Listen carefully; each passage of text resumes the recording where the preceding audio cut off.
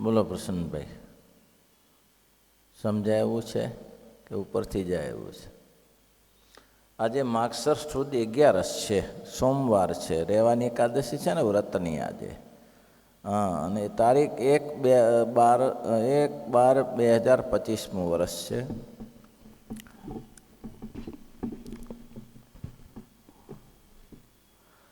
સમજી રાખજો, ઇન્દ્રિયો, અંતઃકરણ તથા અનુભવ એ ત્રણેય કરીને યથાર્થપણે પ્રત્યક્ષ અને પ્રત્યક્ષ ભગવાન જાણે ત્યારે પૂરો જ્ઞાની કહેવાય. આ થઈ ગયું પૂરું. ઇન્દ્રિયો, અંતઃકરણ, અનુભવ આ ત્રણેય કરીને ભગવાનને જાણે ત્યારે પૂરો જ્ઞાની કહેવાય. પછી કાપ મૂકી દીધો કે પૂરો જ્ઞાની કહેવાય ને ચિંતા. એ ત્રણેય પ્રકારમાંથી જો એકે ઓછો હોય તો આત્યંતિક જ્ઞાન ન કહેવાય. અને તેણે કરીને જન્મ મૃત્યુને પણ ન તરે. જન્મ મૃત્યુને પણ તરે નહીં. આ ત્રણમાંથી કયું? ઇન્દ્રિયો જ્ઞાન, અનુભવ, અંતઃકરણ જ્ઞાન અને અનુભવ જ્ઞાન. ઇન્દ્રિયો જ્ઞાન જેને આપણે જાણીએ છીએ કે ઇન્દ્રિયોથી જે દેખાય તે ઇન્દ્રિય જ્ઞાન. અંતઃકરણમાં જે સ્ટોરેજ કરેલી જે વસ્તુ છે કે સ્થિર થઈ ગયેલી વસ્તુ છે એ અંતઃકરણ જ્ઞાન છે.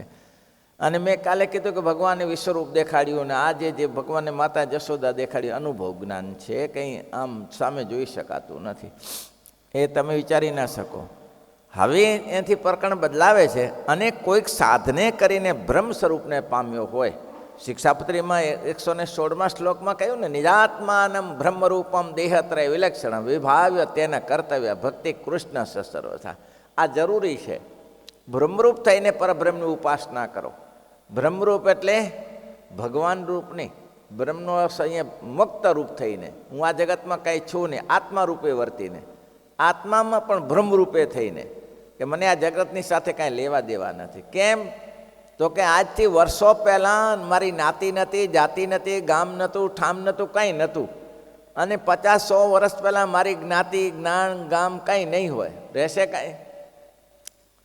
સાદા શબ્દમાં નારાયણદાસે કહ્યું છે, જન્મ્યા ત્યારે જગતનો તું મુવા પછી નથી જે, વચમાં વળગ્યો જોઠા જેવું કવિ કહે છે કથીજી. કેટલી સાદી ભાષામાં બહુ સરસ બતાવ્યું.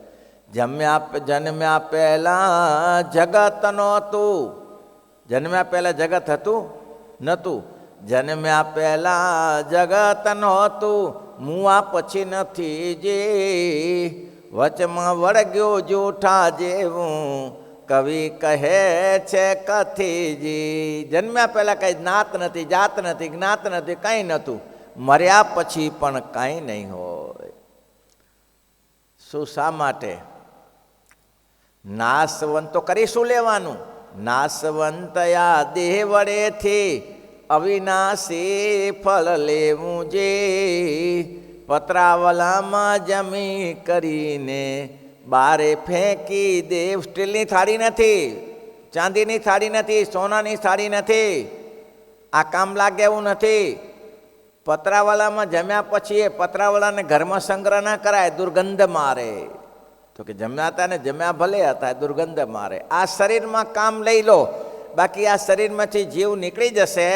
પછી આ શરીર પડ્યું હશે, તમે એમ શોકેસમાં રાખી મૂકશો તો એ દુર્ગંધ મારશે. એ શરીર કંઈ કામ નહીં. આ પતરાવાળામાં જમી કરીને બારે ફેંકી દેવું જે, જન્મ્યા પહેલાં જગત નહોતું, મુવા પછી નથી જી, કવિ કહે છે વચમાં વળગ્યું જૂઠા જેવું કવિ કહે છે કથીજી. એવું છે. ત્યારે તેમાં 3 અવસ્થા છે: બાલ, જુવાન અને વૃદ્ધાવસ્થા. બાલ્ય અવસ્થામાં કાંઈ રમતગમતમાં હોય, વૃદ્ધાવસ્થામાં પગ હલી શકતા નથી. જુવાની અવસ્થા છે, એમાં જો ભગવાનનું ભજન કરી લેશો તો ભજન થઈ જશે.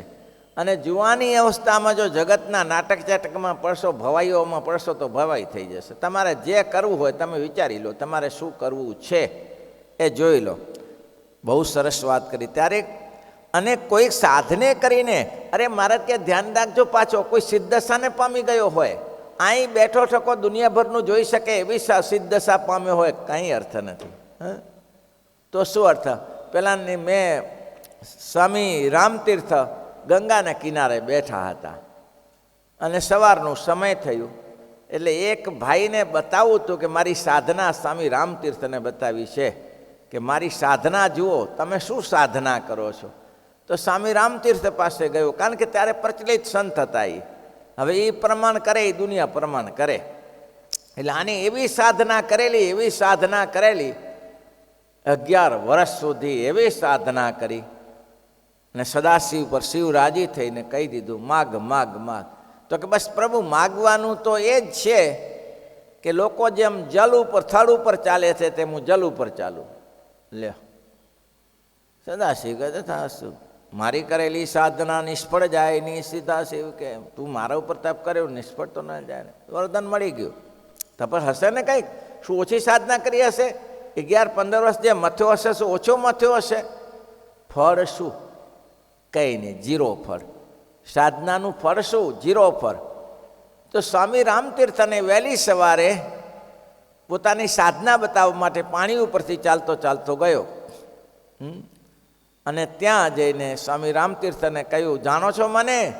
સ્વામી રામતીર્થ કે તમે માણસ જ છો ને, જાણવાનો શું પ્રશ્ન છે? માણસને તો માણસ જાણે જ ને. તો કે એ નહીં, જોયું હું કેમ ચાલીને આવ્યો? તો કે કેમ પણ ચાલીને આવ્યો? તો કે પાણી ઉપરથી ચાલ્યો એને આવ્યો. ઓહો, સરસ કહેવાય તમારે. તમને ખબર છે આ મારી સાધનાની કિંમત શું? તો સાધનાની શું કિંમત? સાધના તો સાધના જ છે ને ભાઈ. તમે જે સાધના કરો છો એ તો સાધના જ છે. અરે શું સાધનાની કિંમત છે? કોઈ કરી બતાવે મારા જેવું? હા, આનું મૂલ્યાંકન કરો. ત્યાં તો દૂધવાળો આવ્યો નાવડું લઈને, નાવડામાં બેસીને. તે લ્યો બાબા દૂધ આપ્યું. દૂધવાળાને પૂછ્યું, ભાઈ કેટલા પૈસા ખર્ચીને આવ્યો? 1/2 રૂપિયો. એમ? તો કે હા. પૂછ્યું, આને શું કર્યું? તું નાવડામાં બેસીને આવ્યો, 1/2 રૂપિયા ખર્ચીને, હું પાણી ઉપર આવ્યો. પણ મૂળ તો વસ્તુ એક જ હતી ને. એમ અહીં પહોંચવાનું જ હતું ને, તું પાણી ઉપર આવે કે નાવડો ઉપર આવે, અહીં ચાલવાનું હતું ને. તારી કિંમત તારે સમજી લેવાની. કેટલી થાય? 1/2 રૂપિયાની. આ સાધના છે ને 1/2 રૂપિયાની છે ભાઈ, સમજો મિતેશભાઈ, મિલનભાઈ સમજો. આ સાધના 1/2 રૂપિયાની છે.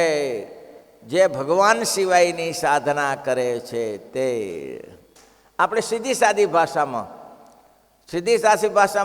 બ્રહ્માનંદ સામે, જો ઈડા પીગળાની ખબર પડે, જો ઈડા પીગળાની ખબર પડે, કોઈ આગ્રહ તેણે કેળ પડે, કરી આગ્રહ તેને ચિત્તમાં બ્રહ્મણો ફેર ચડે, તેને ચિત્તમાં બ્રહ્મણો ફેર ચડે. સત્સંગ વિના જન્મ મરણ બ્રહ્મજાળ મટે નહીં જંતને. આ 4 પદમાંથી આ બીજું પદ શીખી રાખવા જેવું છે. જો ફિર તો સંત સમાજ મળે, જો ફિર તો સંત એ તો સુખે મનની ભ્રાંતિ ટળે, તો સુખે મનની. એ બ્રહ્મા મુનિ કહે સંત માઈ બળે, બ્રહ્મા મુનિ કહે સંત માઈ બળે. સત્સંગ વિના મરણ બ્રહ્મજાળ ટળે નહીં જંતને.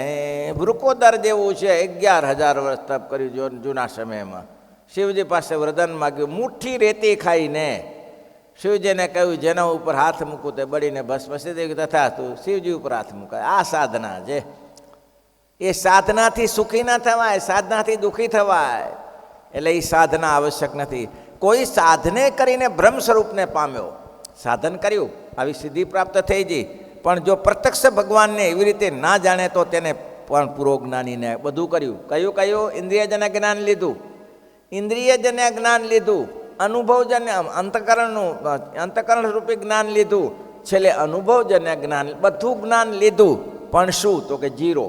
તો કે આટલું કર્યા પછી 0? તો કે 0. નૈષ્કર્યમ અપી મર્ત્યુતમ મચ્યુતમ આત્મવિવર્જિતમ ન શોભંતે ન જ્ઞાનમ અલમ નિરંજનમ. ગમે એવું શુદ્ધ જ્ઞાન હોય ભાઈ, અલમ એટલે નિરંજનમ.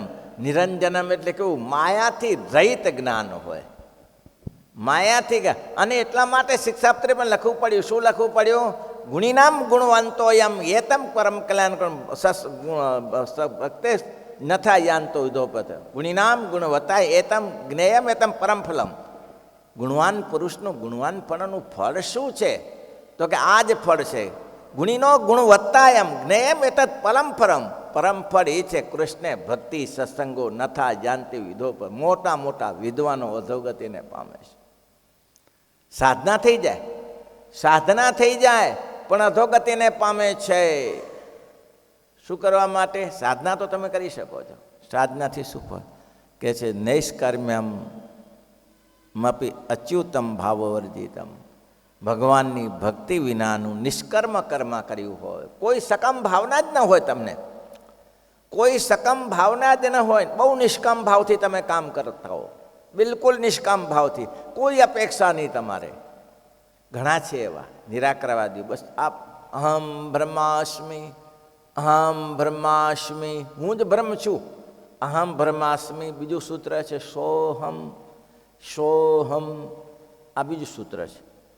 આ નિષ્કામ કર્મ છે. નિષ્કર્મ કર્મ છે, એને કોઈ અપેક્ષા જ નથી આ જગતમાં. એને જગતમાં કોઈ મેળવી લેવાની અપેક્ષા નથી. નિષ્કામ કર્મ છે. પાછું કેવું? નિરંજનમ. નિષ્કામ કર્મ છે, સંગદોષ રહિત કર્મ છે, પણ અચ્યુત ભાવ વર્જિતમ. ભગવાનની ભક્તિ વિનાનો ભાવ કોઈ કામ નથી. બહુ શ્લોકો સરસ છે. પછી બહુ સરસ આપ કર્મણો યપી બોધવ્યમ વિકર્મ અકર્મણ ચ બોધવ્યમ ગહના કર્મણો ગતિ. એટલો સુંદર શ્લોક છે. પછીથી આવે છે બ્રહ્મભૂત પ્રસન્નાત્મા ન શોચંતી ન કાંક્ષતી સમ સર્વેષુ ભૂતેષુ મદભક્તિમ લભતે. કંઈ અર્થ નથી મારે. કર્મણો જ અપી બોધવ્યમ. તમે નિષ્કામ કર્મ કરો છો ને, આ સકામ કર્મની વાત નથી. કોઈને એમ છોકરો જોઈએ છે ને, કોઈને પત્ની જોઈએ છે ને, કોઈને ગામગ્રાસ જોઈએ છીએ ને, કોઈને રાજપદ જોઈએ છીએ ને, એ નથી. જેમ મહારાજે શિક્ષાપત્રીના 13મા શ્લોકમાં કહ્યું, શું સ્ત્રીયા ધનસ્ય વા પ્રાપ્ત સામ્રાજ્યાસ્ય વા ક્વચિત મનુષ્ય સુ કચ્છાપી હિંસા કાર્યના સરળતા. આ કંઈ નથી. નથી તો સ્ત્રીયા ધનસ્ય, નથી તો સ્ત્રીની અપેક્ષા, નથી તો ધનની અપેક્ષા, નથી તો રાજ્યની અપેક્ષા, કોઈ અપેક્ષા નથી. કેવું કર્મ? કર્મણો અપી બોધવ્યમ. એ કર્મને જાણવું જરૂરી છે. તો કે કર્મ તો નિષ્કામ કરે છે, તો કે નિષ્કામ કર્મને પણ જાણો. નિષ્કામ કર્મ કરે છે, પણ નિષ્કામ કર્મમાં ખામી શું છે? નિષ્કામ કર્મમાં ખામી શું છે? બોલો. તો કે અચ્યુતમ ભાવ વર્જિતમ. ખામી એ છે કે ભગવાન વચમાં નથી. ભગવાન વચમાં નથી. મધ્યમાં બિંદુ, મધ્ય બિંદુ કયું? ભગવાન હોવા જોઈએ. અચ્યુત ભાવ વર્જિતમ. કર્મણો યપી બોધવ્યમ. એની અંદર ભગવાન જોઈએ. જે કર્મ, એટલે હું કહું છું ને, મારા આમથી ના કરો. મારા કરો છો સારું, સ્વામિનારાયણ સ્વામિનારાયણ સ્વામિનારાયણ સ્વામિનારાયણ કરીને મારા કરો છો સારું છે. પણ ગુણાતીતાન સમયે બહુ સરસ 2 દિવસ પહેલાં વાતમાં આપ્યું કે માણસ જેટલું ભક્તિમાં ધ્યાન રાખે છે ને, એટલી ભગવાનની મૂર્તિમાં ધ્યાન નથી રાખતો. કેવું સરસ કહ્યું. જે ભગવાન મારામાં ધ્યાન રાખે છે, 1 2 3 4 5 6 7 8 9 10 ને 11 મારા થઈ ગઈ. બહુ કામ સરસ થઈ ગયું, પણ એટલું જ ધ્યાન રાખે છે. અંદર શું નથી રાખતો? પણ 11 મારા ભગવાનને ચરણારવિંદે કરીને એ સામે જોતો જાય, મહારાજને ચિહ્ન ચિંતવતો જાય. 16 ચિહ્નની 16 મારા કરે. પછી જેટલી મારા કરી હોય એક એનું અનુસંધાન નથી રહેતું. કેનું? એનું ધર્મનું બી ધ્યાન રાખે છે. પોતે નિયમથી વિચલિત નહીં થતો, પણ જે મહારાજને મૂર્તિનું છે. અને પછી સામે કહ્યું કે ભગવાનની મૂર્તિ અને ભગવાનનું જ્ઞાન, એનું ધ્યાન નથી રાખતો. જ્ઞાન એટલે શું? જે મને મળ્યા છે, અક્ષરાધિપતિ, કોઈને મળે એવા નથી, એવા ભગવાન મળ્યા છે. કરજીસણમાં ગોવિંદભાઈએ પૂછ્યું મહારાજને, મહારાજ અમારું કલ્યાણ થાય એવું કરજો.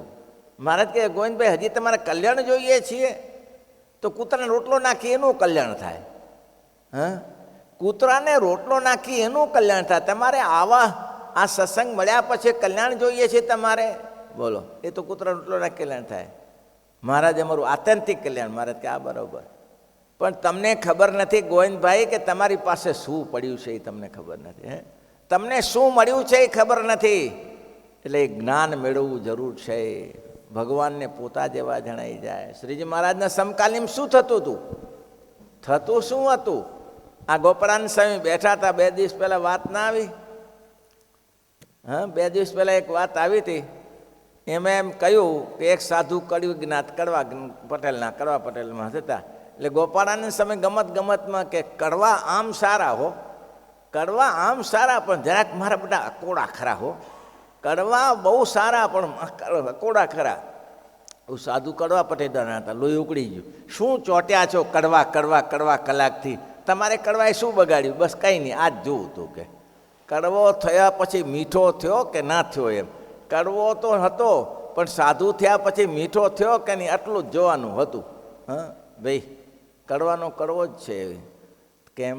તો કે અંદર ભગવાનની મૂર્તિ નથી. સાધુ થયા પછી નિષ્કર્મ કર્મ જ છે ને, પણ ભગવાનની મૂર્તિ જ્ઞાન મેળવવું જોઈએ કે આ ગોપાળાનંદ સ્વામી કોણ છે. અક્ષર બ્રહ્મ છે પોતે, અક્ષરધામ. અને મહારાજ ખુદ શ્રીજી મહારાજે છેલ્લે મુક્તાનંદ સ્વામીને કહ્યું કે મુક્તાનંદ સ્વામી અમે કહીએ એમ કરશો? તો કે મહારાજ આપનું તો માનવું જ જોઈએ ને. કેનું માનશું? ત્યારે તો આ ગોપાળાનંદ સ્વામીની આજ્ઞા મળે જો. ભલે મહારાજ, પણ તમે જાણો છો ગોપાળાનંદ સ્વામી કોણ છે? હા મહારાજ, હું તો મુક્તાનંદ સ્વામી બહુ ગોપાળાનંદ સ્વામી સમર્થ. ગોપાળાનંદ સ્વામી સમજ અક્ષર મૂર્તિ છે, અક્ષરધામ છે, અક્ષર બ્રહ્મ છે. મહારાજ બહુ મોડું કહ્યું. આ મહિમા પહેલે સમજવાની જરૂર છે. આ જ્ઞાન છે. એટલે કે કર્મણોપી બોધવ્યમ, કર્મને પણ જાણવું જોઈએ. તમે નિષ્કામ કર્મ કરો છો, સકામ કર્મ નથી તમારી પાસે. તમે નિષ્કામ કર્મ, તમારી પત્ની જોઈએ છે, છોકરો જોઈએ છે, ઘર જોઈએ છે, મિલકત જોઈએ છે, એ નથી જોતું. તમારે નિષ્કામ કર્મ કરો છો. કર્મણોપી બોધવ્યમ, જાણવું જોઈએ. તો કે શું જાણવું જોઈએ? જાણવું શું જોઈએ? તો કે અંદર ભગવાન છે, મૂર્તિ છે મહારાજની. મૂર્તિનું દ્રષ્ટિબંધી રાખીને થયું. કોઈ જગ્યાએ છોકરીને પરણાવી હોય તો એ છોકરીને ત્યાં સગા સંબંધી ઘણા હોય, કરોડોપતિ આવે, અબજોપતિ આવે, તો એને ધ્યાન તો રહેવું જોઈએ ને કે આ બધા મારા પતિ નથી. આ પતિ તો એક પુરુષોત્તમ નારાયણ જ છે. મારા પતિ જે મને મળ્યા છે એ છે. તેમ જગતમાં એટલું ધ્યાન જાણી રાખવું કે બધાએ કંઈ મારા માટે નથી. મને તો મળ્યા એવા એક જ્ઞાન, એક મૂર્તિને લક્ષ્યમાં રાખીને કામ કરું. હવે એમ કહ્યું કર્મણો યપી બોધવ્યમ ચ વિકર્મણા. વિકર્મ શું પાછું આવ્યું? કર્મણો અપી બોધવ્યમ. વિકર્મ એટલે શું કહ્યું ભગત? બોલો. વિકર્મ ચ બોધવ્યમ એટલે શાસ્ત્રમાં વિધિ વિધાન, શાસ્ત્ર રહિત નહીં, શાસ્ત્રમાં જ કહ્યું છે. શાસ્ત્ર રહિત નહીં, શાસ્ત્રમાં જ કહ્યું છે. કયું કહ્યું છે? સામવેદ શાસ્ત્રમાં આ જ છે. સામવેદ શાસ્ત્ર મારા તારણમાં જ છે. આખો વેદ જ એમાં છે. સામવેદ શાસ્ત્ર છે એ વેદ જ આખો એમ છે. યજ્ઞ યાદ કરો, પશુ જાહ કર. ત્યારે તેમાંથી આ લોકો કાઢી લાયા. શેમાંથી કાઢી લાયા? પણ એ અર્થ સમજ્યા નહીં. શ્રીજી મહારાજે જગજીવન મહેતાને કહ્યું ને કે જગજીવન, યજ્ઞ કયા છે? એ તો જે સામાન્ય બ્રાહ્મણો માટે આ યજ્ઞ નથી. આ તો જે છેલ્લી કોટીમાં બેઠા હોય એ લોકો આ યજ્ઞ કરે, બાકી આના માટે યજ્ઞ નથી. અને એ હિંસામય યજ્ઞ કરવાનું શાસ્ત્રમાં પ્રતિપાદન નથી. તો કે હિંસામય યજ્ઞ તો બતાવ્યા તો છે આમાં. તો કે હિંસામય યજ્ઞ બતાવ્યા છે, હિંસા રહિતને માટે છે, અહિંસા માટે બતાવ્યા છે. હિંસા રહિત યજ્ઞ છે ને અહિંસા માટે. વિકર્મની વાત ચાલે છે. વિકર્મણો બોધવ્યમ. વિકર્મ વિકૃત કર્મ, એને વિકર્મ કહેવાય. વિકૃત કર્મ તમે જે કરતા હો, તમારું શરીર ચલાવવા માટે તમે જો આજીવિકા કરો છો એ વિકૃત કર્મ નથી. પણ તમે અતિરિક્ત થઈને તમે મજૂરી કરો અને તમને રોટલો મળે એ કર્મ કહેવાય. તમે મજૂરી કરો ને તમે રોટલો ખાઓ છો, ભગવાનની મૂર્તિને સાથે રાખો, એ એટલું જ એમાં હતું. એને કર્મ કહેવાય. પણ વિકર્મ કયું? વિકૃત કર્મ કરો છો તમે. યજ્ઞ જાગ કરો છો અને એમાં પશુ ઇત્યાદિકની હિંસા કરો છો, એને વિકર્મ કહેવાય. તો વિકર્મમાં આવા યજ્ઞો ઘણા પહેલે થયા છે. પશુ હિંસાના યજ્ઞ, અશ્વમેધ યજ્ઞ, આ બધા ઘણા યજ્ઞો થયા છે. તો કે એ કર્મ એ કર્મનું ધ્યાન રાખો ભાઈ. શું? એ કર્મ નથી, વિકૃત કર્મ છે. એનાથી ભગવાનની પ્રસન્નતા ન થાય. કદાચ ને માનો આ જગતમાં એક થઈ જતું હશે, કોઈ દેવીની ઉપાસના રાખે, દેવીની ઉપાસના કરે અને એને પશુ વધેર્યું અને કોઈ એનો સંકલ્પ સિદ્ધ થઈ જાય, પણ વિકૃત કર્મ છે, એનું ફળ સારું નથી. એનું ફળ સારું ન મળે. એનું ફળ શું મળે? નિષ્કામ કર્મ એને કહેવાય કે મારે આવું કોઈ કર્મ કરવું નથી, ભગવાનને સાથે રાખી, આગળ રાખી અને મારે જે થાય એ કરવું છે. મારે કંઈક કરોડો રૂપિયા કમાઈને આ જગતમાં મોટો ખેરખા નથી બનવું. અને આ વિકૃત કર્મ કહેવાય. વિકૃત કર્મે કરીને ઘણા યજ્ઞ જાગ થાય જ છે ને, લોકો યજ્ઞ કરે જ છે અંદર પશુ. આજે બી કોળું વધેરે છે. લ્યો, કોળું વધેરવું એટલે શું? બકરાનું માથું કાપવું. કોળું વધેરવાનો અર્થ શું છે? પ્રતીક છે. શેનું પ્રતીક છે? કે પહેલાંના સમયે બકરા વધારતા હતા, હવે બકરો ન વધેરાય એટલે કોળું વધારી નાખો, કોળું વધારી દો. કોળું વધાર્યું એટલે બકરાનું માથું કાપ્યું, એમ માને છે. આ વિકૃત કર્મ છે, ના કરાય. તમે કરો છો શેના માટે? આ સંપત્તિની ઈચ્છા છે તો વિકૃત કર્મ કરો તો મરો તમે. ઉપરી શું નામ રાજાનું? પ્રાચીન બૈસ થઈ ગયા. પ્રાચીન બૈસ રાજાએ એટલા બધા યજ્ઞો કર્યા, એટલા બધા યજ્ઞ કર્યા, વિકૃત કર્મ, હિંસામય યજ્ઞ કર્યા. પ્રાચીન બૈસ એટલા બધા યજ્ઞ કર્યા, એટલા બધા યજ્ઞ કર્યા કે આમ તીર ફેંકે અને તીર જ્યાં સુધી પહોંચે ચારે બાજુ ત્યાં સુધીનો એક યજ્ઞ કરે. અનંત પશુઓની હિંસા કરી દે યજ્ઞમાં, એક યજ્ઞ. પછી ત્યાં આગળ જઈને પાછું તીર ફેંકે અને ત્યાં બીજો યજ્ઞ કરે. આવી રીતે હજારો ને સેંકડો યજ્ઞ કરી દીધા. બ્રહ્માજીને પૂછ્યું, બ્રહ્માજી, પ્રાચીન બૈસ કહે છે મને યજ્ઞ માટે જગ્યા આપો, કુંવારી જગ્યા આપો. બધા યજ્ઞ કરી ચૂક્યો છું, બધા યજ્ઞ કરી ચૂક્યો છું, મેં જગ્યા કુંવારી છોડી નથી. બ્રહ્માએ કહ્યું કે નારદજીની સાથે લઈ જાઓ, નારદજી તમને બતાવશે, જગ્યા બતાવશે. તમને કુંવારી જગ્યા જોઈ છે ને? તો કે હા, નારદજી બતાવશે. આ વિકર્મ છે. કર્મણોપી બોધવ્યમ, વિકર્મ ચ બોધવ્યમ. કર્મણોપી બોધવ્યમ, અકર્મણ ચ બોધવ્યમ, ગહના કર્મણો ગતિ. આ ગીતામાં લખે છે કે આ જાણવું જ જાણવું જ, અને નથી જાણતા. ભલભલા બ્રાહ્મણો નથી. ગહના કર્મણો ગતિ, અને ગતિ બહુ ગહન છે. કારણ શું છે? એમાં લખ્યું છે શાસ્ત્રોપી ભીના. મને શ્લોક ઉતરી ગયો છે. મહાજનો જેન ગતસ્થ પંથા ન તર્કો પ્રતિષ્ઠા શ્રુતિઓપી ભિન્ના. તર્કો પ્રતિષ્ઠ, તર્કની કોઈ પ્રતિષ્ઠા છે? તર્ક કરનારાનો અંત આવે. વાદી ભદ્રમ ન પસંદ. તર્કો પ્રતિષ્ઠા શ્રુતિઓપી ભિન્ના. અલગ અલગ શ્રુતિના અલગ મત છે. શ્રુતિ તર્કો પ્રતિષ્ઠા શ્રુતિઓપી ભિન્ના. મહાજન જેન ગતસ્થ પંથા. કરશો શું ત્યારે? તો કે ભાઈ કોઈ મોટા પુરુષને પકડી રાખો, મોટા પુરુષનો સમાગમ કરો અને મોટા પુરુષ જેમ કહે તેમ કરવા લાગી પડો તો જ થશે. અને છેલ્લે લખ્યું ને આમાં, જો ફિરતો સંત સમાજ મળે, જો ફિરતો સંત તો સુખે મનની ભ્રાંતિ તળે, તો સુખે મનની ભ્રાંતિ તળે. બ્રહ્મા મુનિ કહે સંત માઈ ભળે, બ્રહ્મ